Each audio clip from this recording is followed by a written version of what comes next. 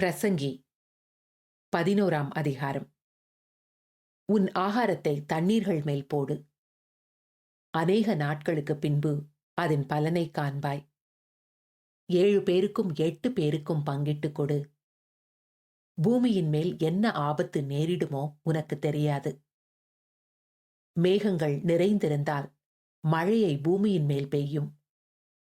மரமானது தெற்கே விழுந்தாலும் வடக்கே விழுந்தாலும் விழுந்த இடத்திலேயே மரம் கிடக்கும்.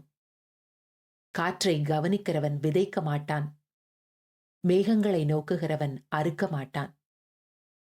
ஆவியின் வழி இன்னதென்றும் கர்ப்பவதியின் வயிற்றில் எலும்புகள் உருவாகும் விதம் இன்னதென்றும் நீ அறியாதிருக்கிறது போலவே எல்லாவற்றையும் செய்கிற தேவனுடைய செயல்களையும் நீ அறியாய்.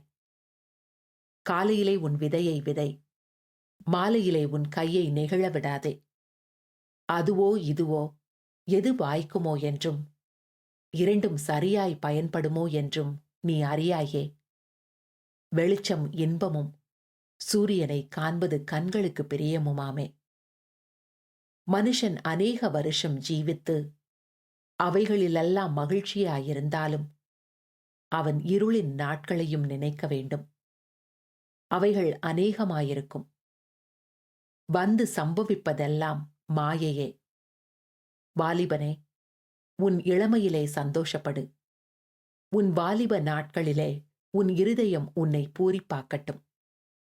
உன் நெஞ்சின் வழிகளிலும் உன் கண்ணின் காட்சிகளிலும் நட. ஆனாலும் இவை எல்லாவற்றின் நிமித்தமும் தேவன் உன்னை நியாயத்திலே கொண்டு வந்து நிறுத்துவார் என்று அறி. நீ உன் இருதயத்திலிருந்து சஞ்சலத்தையும் உன் மாமிசத்திலிருந்து தீங்கையும் நீக்கி போடு. இளவயதும் வாலிபமும் மாயையே.